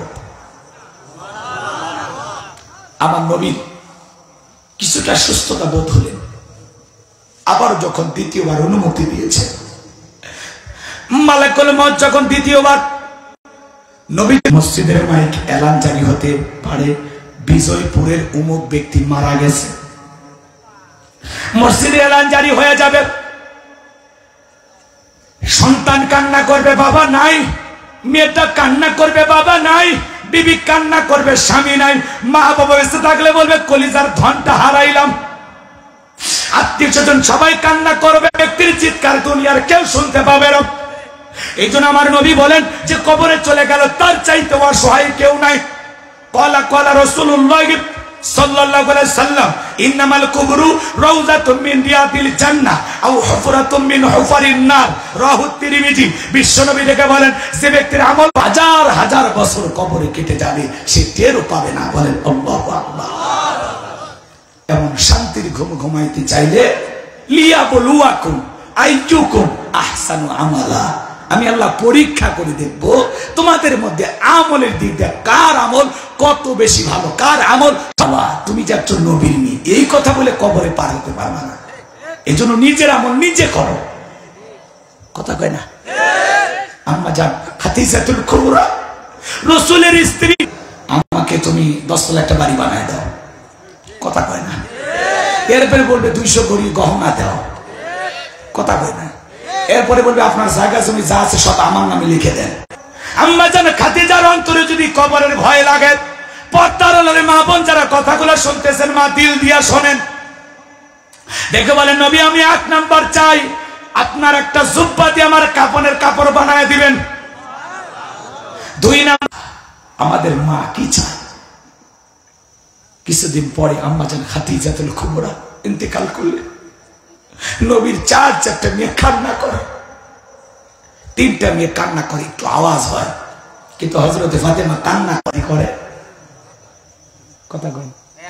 সেদিনই বাবা আমার বাড়ি গেছিল রে, আমার হাতের পিঠা খাইয়া বলে মা কি যে স্বাদ হসে রে, বিলাপ করে কান্নাকাটি করে। আর বাপ কি খায় মরছে তার বিস্তারিত বর্ণনা দেয়। এরপরে বাবার কাছে বলেছিলাম বাপ মা আত্মীয় স্বজন মারা গেলে দেখবেন এমন ভাবে কান্নাকাটি করে, ওর শরীরের কাপড়ও ঠিক নাই, শাড়ি একদিক খুলে যাচ্ছে, তা কান্না চালু আসে। এই পাগলি কে বলেছে তোর এইভাবে কাঁদতে? ভালো তার না ছিঁড়ে দিন যাতে বন্ধ হয় ক্যাসেট। কারো বউ মা যদি এইভাবে কান্নে ধমক দেন, আচ্ছা বাইরের মানুষ আছে কান্না করো, এই জন্য আন্তরিক ভাবে আমি দুঃখিত, আমি ওয়াজ করি আর আপনি চলে যান, তাহলে তো হবে না। তাহলে এত কষ্ট করে দাওয়াত দিয়ে এত দূর থেকে এনে লাভটা কি? একটা মেহমানকে আপনি যদি 2-1 ঘন্টা সময় ভালো মতো না দিতে পারেন, ভাও ভাও দাওয়াত দিয়ে লাভ কি? এই জন্য কাউকে দাওয়াত দিলে একটু ধৈর্য নিয়ে শুনবেন, পারবেন তো ইনশাল্লাহ? এবার শোনেন, এখানে অনেক কথা আছে। কেন ফাতেমা গোসল করাবেন, কেন বলে গেলেন, এগুলো আমি আর কেন টানতে চাচ্ছি না। হযরতে ফাতেমা গোসল করায় দিলেন, ডেকে বলে মা গোসল করে দেওয়ার পরে আমার জুব্বাটা তোমার মায়ের কাফনের কাপড় বানায় দিল। জুব্বা দিয়ে কাফনের কাপড় বানানো হলো। নবীজি জানাজার ইমামতি করলেন, কবরে গড়াগড়ি দিলেন। আমার ভাইয়েরা এগুলো কেন চাইলেন? বিশ্ব নবী ডেকে বলে খাদিজা কেন তুমি আমার কাছে চাও?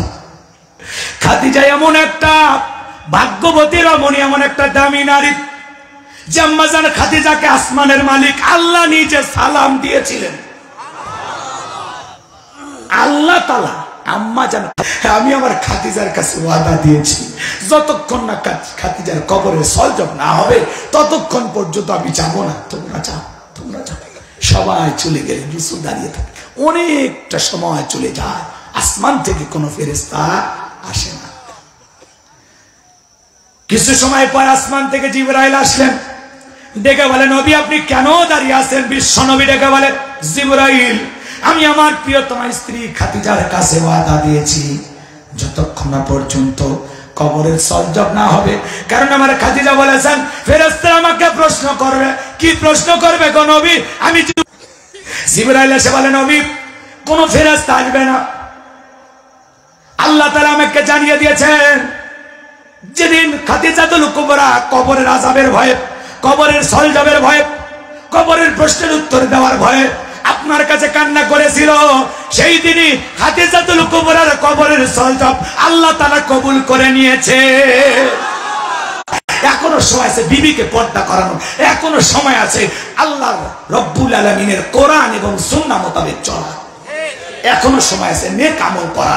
কারা কারা নেক আমল করে আমলের করেছো কিনা, পাড়া প্রতিবেশীর সাথে ভালো ব্যবহার করেছো কিনা, আত্মীয় স্বজনের হক আদায় করেছো কিনা, আল্লাহর ভয় অনুযায়ী এই দুনিয়ার জমিনে চলেছো কিনা, দেখো তো আমলের ব্যাগে একটু হিসাব করে দেখো।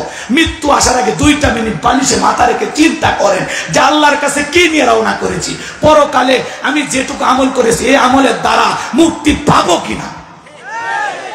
এমন কোন দামি আমল আছে আপনার যে আমলের দ্বারা আপনি জান্নাতে যাবেন নিশ্চিত হয়ে বলতে পারবেন? এই জন্য আসুন, পাশে কবরস্থান, হাজারো কবরবাসী এখানে সাহিত্য, একদিন আমাদেরকে মরতে হবে। এই জন্য মৃত্যু আসার আগে আল্লাহ তাআলা আমাদেরকে প্রস্তুতি গ্রহণ করে তার প্রিয় গোলাম হয়ে নেক আমল করে কবরে যাওয়ার তৌফিক দান করুন। জোরে বলুন আমিন। আরেকটু জোরে বলেন আমিন। 3টা কথা বলতে চেয়েছিলাম, সময় নাই ভাই, শুধুমাত্র প্রথমটাই বলে দিই।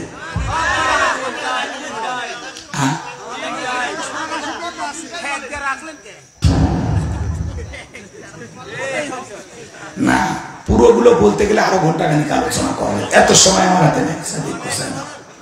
কষ্ট হচ্ছে আপনাদের না? ওয়াদা দিছিলেন তো ভুল থাকলে খালি হয়েছেন না, তা আমার ওয়াদা তো এখন ভঙ্গ করলে সমস্যা নেই। কারণ আমি বলছিলাম কি, সবাই যদি ধৈর্য নিয়ে থাকেন আমি আসি, তা আপনারা গেছেন। বুঝতে পারছি, শোনেন, এত কথা না। ওই ব্যক্তি কি আমল করেছিলেন, মেয়েটার কাছে যায়, সংক্ষিপ্ত কথা, যা বলে মা তোমার বাবা কি এমন আমল করছে আমাকে একটু বলবা।